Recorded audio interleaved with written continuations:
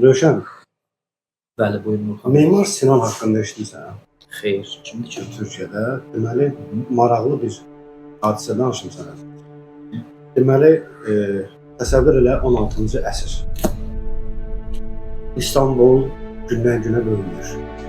Ərazilər genişlənir, hər şey yerində, hər şey əla.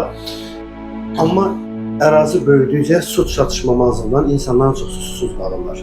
Bu zaman 16-cı əsrdə. Bu zaman Sultan Süleyman Mimar Sinana tapşırıq verir.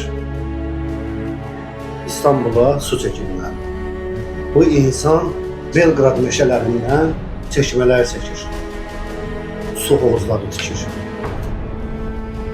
Bütöv İstanbul bunun əl işi ilə, su çeşmələri ilə bəzədilir. Amma maraqlısı odur ki, bu insan 100 yaşında dünyasını öz evində dəyişəndə içməyə su tapır.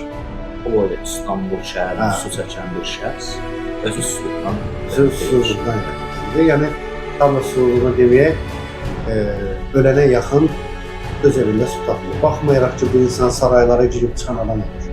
Amma çox sadə həyat yaşayır. Memar Sinanın ölümü tarixçilər belə deyirlər ki, susuzluqdan ölməsi bir simvolik bir rəmzdir.